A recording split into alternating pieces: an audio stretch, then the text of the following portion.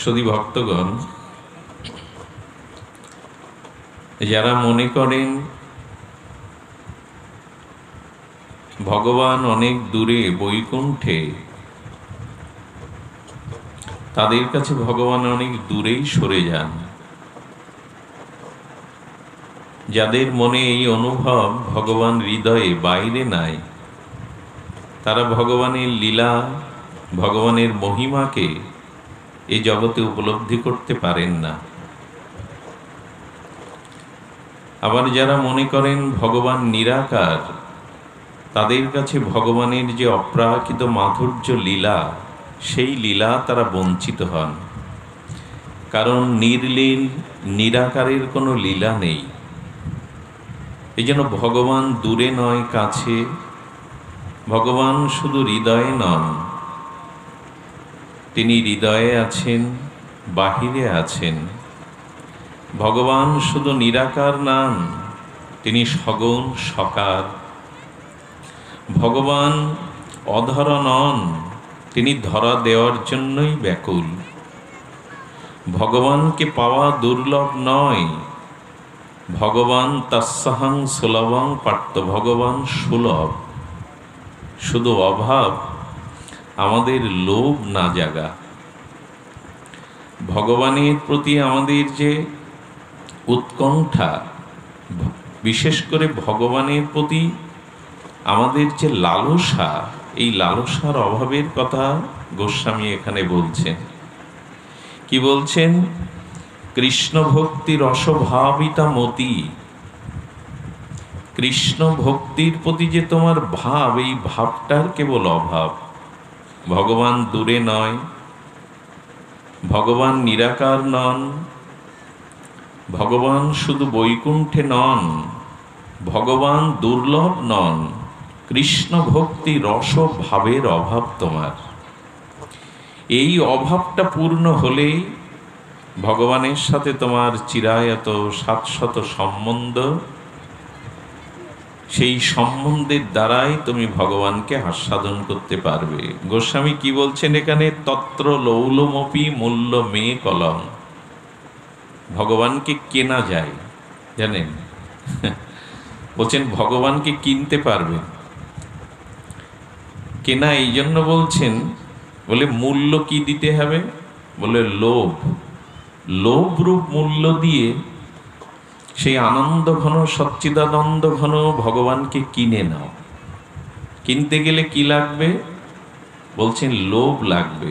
লোভটা এই, প্রভু তোমাকে চাই, এ জন্মেই আমি তোমাকে চাই। এই যে ভগবানকে পাওয়ার যে প্রকট লোভ, মূল্য মে কলং, লৌল মূল্য মে কলং, রূপ গোস্বামীর পদ এটা। লোভ আমাদের সংসারে আছে, বিত্ত, বৈভব, দেহ, গেহ, অর্থ, সম্পদ। ভগবানকে পাওয়ার লোভ কজনার? এই জন্য বললেন তত্র লৌলমপি মূল্য মে কলং। লোভ রূপ মূল্য দিয়ে ভগবানকে কিনে নাও। যদি লোভ না জাগে, বাবা এইভাবে রেখে দাও, বারবার হাত দিও না। যদি লোভ না জাগে, কি বলছেন? ভগবানকে পাওয়ার ব্যাকুলতা, ভাব, লোভ, উৎকণ্ঠা, ব্যাকুলতা যদি না জাগে, তাহলে কি বলছেন? জন্মকোটি সুকৃতে তৈন লভ্যতে।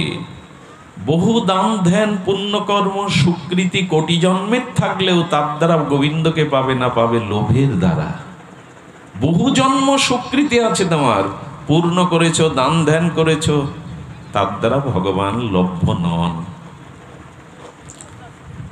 লৌলমপি মূল্য মে কলম। লোভ চাই। একটা মজার কথা হলো, যে বস্তুতে খুব লোভ জাগে, সেই লোভ্য বস্তুর প্রতি সেই লোভ কখনো বিধি মানে না। প্রচন্ড লোভ যেখানে দেখবেন, সে শাসন নিয়ম বিধি মানে না। সেই লোভ্য বস্তু, লোভনীয় বস্তু তার চাই। ভগবানকে কেনা যায় শব্দটা কেমন লাগে না?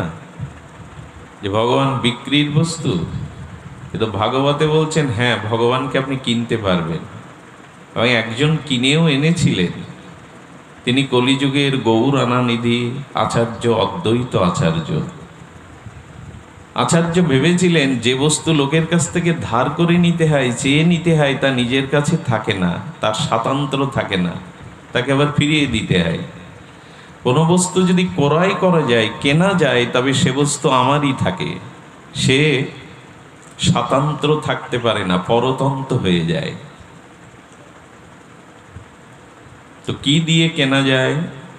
ভাগবত বলেছেন, তুলসী দল মাত্রেন জলস্য চুলুকেন। মালা আর দিও না, ভাগবতী দিয়ে দাও, আমার কাছে দাও। ঠিক আছে, ভাগবতী থাক না। জয় রাধে। তুলসী দল মাত্রেন জলস্য চুলুকেন বা, ধ্যান দিন, বিকৃতি তিনে সা আত্মানা, ভক্তব্য ভক্ত বৎসলা, স্বয়ং সর্ববেদান্ত সার অমলপরাণ শ্রী ভাগবত বললেন, এক গণ্ডুর জল, একটা তুলসী দল, স্বভক্তি প্রেমাস্ত্র মিশ্রিত করে যদি গোবিন্দকে কেউ দিতে পারে, ওই জলস্য চুলুকেন বা, তুলসী দল মাত্রেন, একটা তুলসী দল এক গণ্ডুর জলে স্বভক্তি মিশ্রিত করে কেউ যদি ভগবানকে ডাকতে পারে, গোবিন্দ বললেন আমি তার কাছে চিরদিনের মতো বিক্রি হয়ে যায়। এটা ভাগবতী বলছেন। তুলসী দল একটু জল দিয়ে, প্রেম দিয়ে, যদি ভাব দিয়ে যদি তাকে দেওয়া যায়, গোবিন্দ বললেন আমি বিক্রি হয়ে যাই। তুলসী দল মাত্রেন জলস্য চুলুকেন বা, আমি ভক্তবৎসল, আমি ভক্তের কাছে চিরদিন নিজেকে বিকিয়ে দেই। তবে লাগবে লোভ, লাগবে ভাব, লাগবে শুদ্ধ ভক্তি।